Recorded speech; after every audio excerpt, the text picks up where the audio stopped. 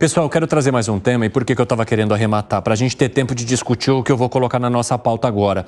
O presidente do Supremo Tribunal Federal, Luiz Roberto Barroso, afirmou que a proposta de emenda à Constituição, que busca revisar decisões da Corte em tramitação no Senado, segue o modelo ditatorial da Constituição de 1937. O ministro afirmou ainda que não é o momento de estabelecer mandatos para integrantes da Corte e que a monocratização já foi resolvida por meio de resoluções aprovadas na gestão da ministra Rosa Weber, que se aposentou em setembro. A gente tem um trecho aí da fala dele, vamos trazer e já jogar para o debate. E a questão da revisão pelo Congresso de decisões do Supremo, essa eu acho que é democraticamente inaceitável, foi o modelo da Constituição ditatorial de 1937. Acho que em um país democrático você tem decisões do Supremo revistas pelo Congresso Nacional. Mas, de novo, o que eu queria dizer é que o debate é legítimo, e, aliás, eu estou participando do debate, para dizer que não acho bom, mas acho que o Congresso é o lugar disso acontecer. O presidente do Supremo Tribunal Federal ressaltou mais de uma vez também, ali naquela participação, que ele estava ali como representante de uma instituição e não falando como indivíduo. Então, até baseado nisso, como é que vocês veem essa resposta, né? Essa possível resposta do Supremo Tribunal Federal ou até mesmo do próprio ministro Luiz Roberto Barroso em relação a esse projeto, essa proposta que está em andamento no Senado, hein, Luiz Felipe Dávila? Olha, tem duas coisas na fala do ministro que são, pelo menos uma me parece absolutamente incompatível, a comparação da Constituição de 1937 com o Estado atual. A Constituição de 1937 no Brasil foi elaborada no governo de Getúlio Vargas, pelo Francisco Campos, foi ele que escreveu a Constituição de 1937 e cria uma ditadura no Brasil. Acaba a eleição, partido submisso ao Congresso, tem uma ditadura, então não tem nada a ver, a gente vive num regime democrático. O que o parlamento está fazendo é restabelecendo os contrapesos ao poder excessivo do Supremo Tribunal Federal de ingerir na independência do poder legislativo e até do executivo, com decisões monocráticas, como foi o caso da decisão do ministro Toffoli em praticamente acabar com a Operação Lava Jato e outras decisões. Então, o que o parlamento está fazendo é, a Suprema Corte vai continuar com o poder que ela tem, só que não é mais monocrática, é uma decisão de colegiado, como é o caso de toda a Suprema Corte do mundo. Não existe decisão monocrática. E Rosa Weber, se fez isso, então estou desrespeitando a decisão da ministra, porque as decisões monocráticas continuam, tá certo? Então, é preciso disciplinar a atuação da Suprema Corte para que ela haja como uma corte constitucional. Então, todas as limitações que estão sendo discutidas neste momento, que é o fim das decisões monocráticas e limitar o poder das ações diretas de inconstitucionalidade, é para que o Supremo restrinja a sua atuação ao seu papel constitucional, que é de uma corte constitucional, e acabar com esse ativismo político do Supremo Tribunal Federal. Alan Gani, você acha que o que está sendo discutido pelo Senado é um modelo ditatorial que remete ao que acontecia lá em 1937? De maneira alguma, é uma resposta legítima da sociedade a abusos do Supremo Tribunal Federal.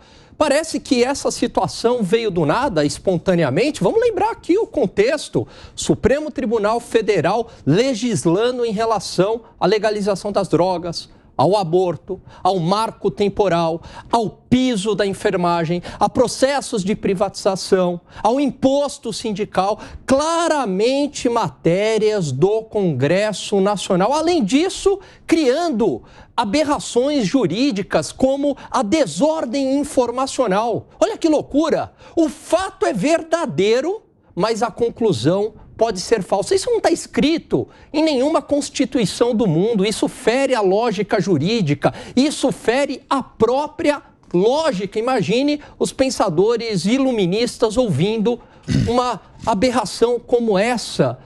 O Supremo Tribunal Federal também anulando decisões da Justiça por corrupção de renomados desembargadores, criando durante a eleição, a TSE, mas são os mesmos ministros, né, a censura prévia, eles usaram um eufemismo, uma inibição temporária. Então, tem toda uma crítica legítima da sociedade, Congresso Nacional, setores da imprensa e agora até a própria OAB.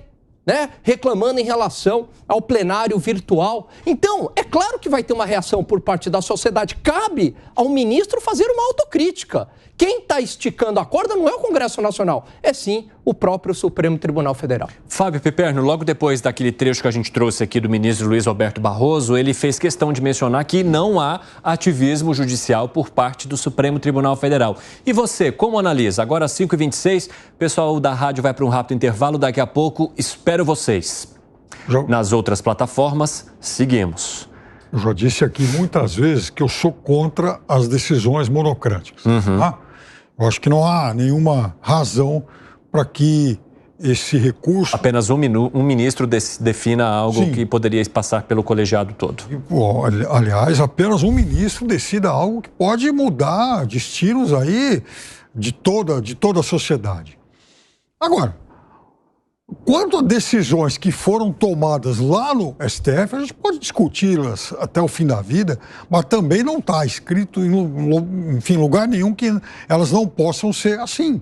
Por exemplo, a gente já citou aqui o caso do aborto, que há países que mudaram o seu regramento via Suprema Corte, outros via Parlamento e alguns outros, inclusive, tomando essa decisão por meio de... Enfim, lá de consulta popular. Mas, ô Piperno, no caso dos outros países, desculpe te interromper, mas no caso dos outros países, você tem uma ou outra decisão, tudo bem. Aqui não. Todos os temas acabam passando pelo Supremo. Aí que tá. Então, eu acho que, assim, todos os temas passam ou não, isso a gente pode, enfim, discutir sempre. Mas, para mim, a questão crucial não é essa. Primeiro, eu sou a favor, como disse antes, do fim das decisões monocráticas, mas...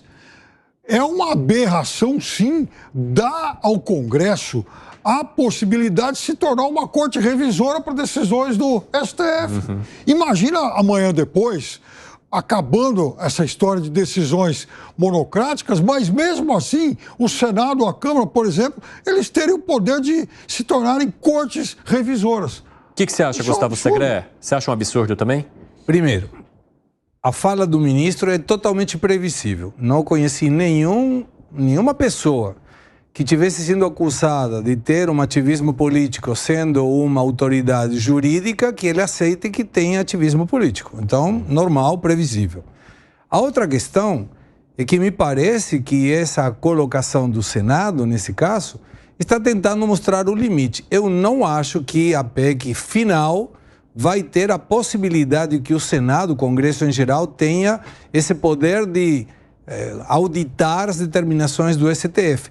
Mas e de colocar... Não, eu espero que não, porque não é uma atribuição do Congresso. Da mesma forma que também não é uma atribuição do STF legislar. E ele fez isso. Então, muito provavelmente, essa PEC seja uma maneira de colocar aonde está o limite desse território, dizendo, STF... você está passando do limite e está entrando na minha jurisdição.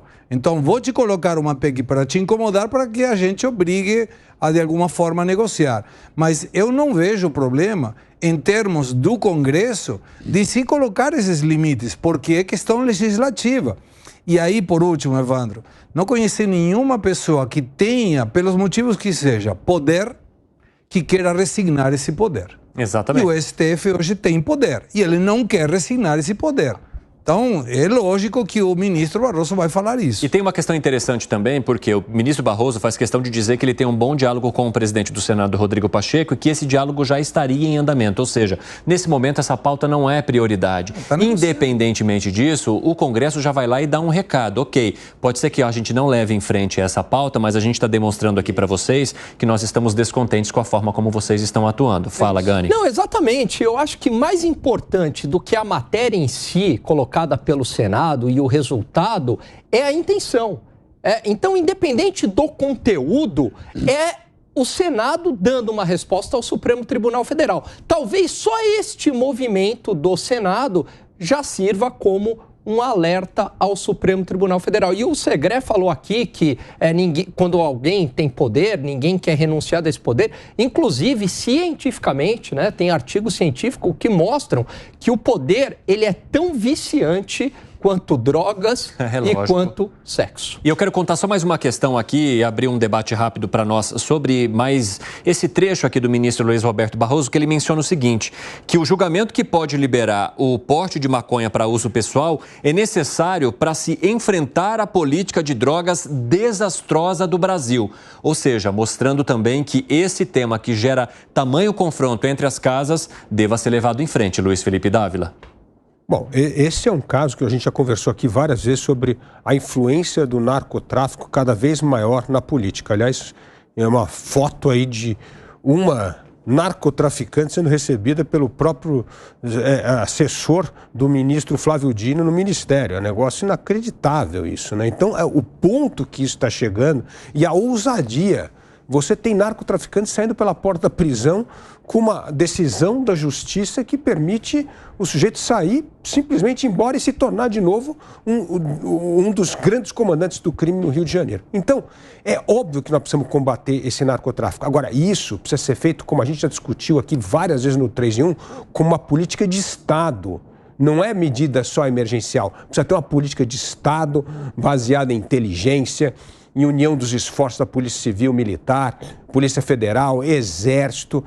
Se nós não tivermos uma política de Estado, o crime organizado vai vencer essa batalha. E não vale a pena aqui recordar uma coisa, né? Essa história, por exemplo, do crime organizado não chegar ao Rio de Janeiro, ou não subir as favelas no Rio de Janeiro, começou com o seu Leonel Brizola. Ele foi o governador que proibiu a polícia de subir o morro, não foi isso?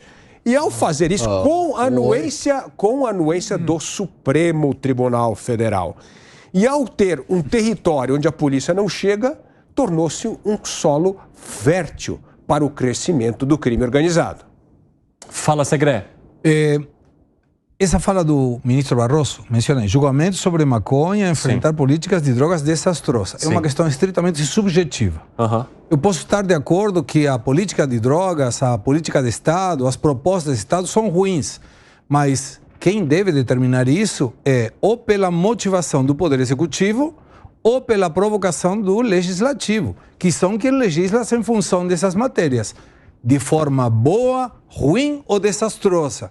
Não me parece que seja competência de um ministro da Corte subjetivar se essa política é boa ou ruim. Se entende que é ruim, então que proponha uma lei através da escala que deve ser conceituada, que é legislativo, não o Supremo Tribunal Federal. Fala, Piperno. Pois é, eu já ouvi muitas vezes essa história, principalmente de pessoas ligadas à direita, de que o Brizola, por exemplo, teria sido o responsável por liberar o morro lá para os traficantes. Eu ficar aqui discutindo isso, se foi ou não, se isso está correto ou não, a gente ia ficar o tempo, enfim, a vida toda. Então, eu gosto de citar, às vezes, a literatura e o cinema para a gente contextualizar isso. Em 1982, o Brizola ainda não era governador, foi o ano em que ele ganhou a eleição. Foi filmado no Rio de Janeiro um filme chamado Rio Babilônia. Tinha uma música famosa, Rio Babilônia. Enfim, a Cristiane Tolone, inclusive, era a atriz principal. Então, qual era o tema daquele filme? Tráfico no Rio. Né? Enfim, os traficantes do Rio. Como, por exemplo, lá nos anos 50 e 60, Nelson Pereira dos Santos filmou o Boca de Ouro, personagem do Nelson Rodrigues. Ou seja, o Brizola também não tinha nada a ver com isso. Então, esse problema é muito mais antigo do que a crítica à atuação do Brizola. Não, calma, tem duas coisas. Ter criminoso lá, isso tudo bem. Isso aí tem até figuras folclóricas. Agora, se tornar é que o crime organizado, Piperno, precisa do território, controle do território. Controle do território acontece onde a polícia não pode ter acesso. E essa decisão o Brizola teve, inclusive, e eu estou dizendo aqui, culpando o Supremo Tribunal Federal por quem endossou isso. Aliás, você lembra o que o Brizola falava, Piperno? Ele falava assim, em barraco não terá botina, né, da polícia. É isso. Óbvio que causou. Pera lá, era uma questão também de disciplinar, porque era fácil subir, né, colocando o barraco abaixo e prendendo pessoas que muitas vezes nem tinham ligação com isso. Fala, Gani. Esse argumento da legalização das drogas para reduzir a violência, ele é extremamente falacioso. Hoje, ninguém vai preso por estar fumando maconha na rua. A verdade é que a maconha já está legalizada nesse país. Tanto é que a gente anda aqui pelas ruas de São Paulo, em bairros nobres, e você sente cheiro de maconha em tudo quanto é lugar. E só para acrescentar, Gani, o que o ministro do STF diz é justamente que se abre esse debate no Supremo Tribunal Federal porque a punição é diferente para as pessoas da classe média alta que circulam com a droga do que aquelas pessoas, por exemplo, que vivem nas comunidades ou nas periferias do Brasil. Então, esse é meu ponto. Essas pessoas, mesmo na periferia, elas não vão presas. Por quê? Porque a polícia, ela leva em conta todo um contexto. A pessoa está com rádio, né, para saber se está traficando ou não, quantos quilos está portando, qual que é o lugar que ela está fumando, enfim. Mas você acha que o tratamento para a classe média alta é o mesmo que se dá às pessoas que estão pegas com drogas na periferia, Gani? Eu não sei se existe uma diferenciação. O que eu acho é que as pessoas não vão presas por estarem fumando maconha. Esse é o meu ponto.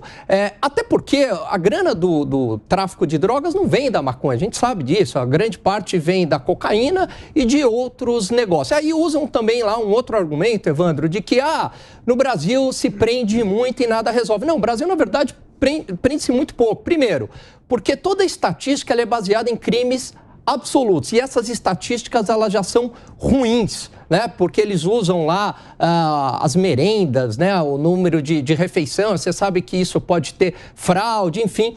Detalhe, então a gente poderia ir para números per capita. Número per capita, o Brasil vai lá para 40º praticamente. Mas nem número per capita está correto, porque a estatística ela deveria ser feita em relação aos crimes que são cometidos. E aí sim, perto dos crimes que são cometidos versus o quanto se prende, o Brasil prende-se muito pouco.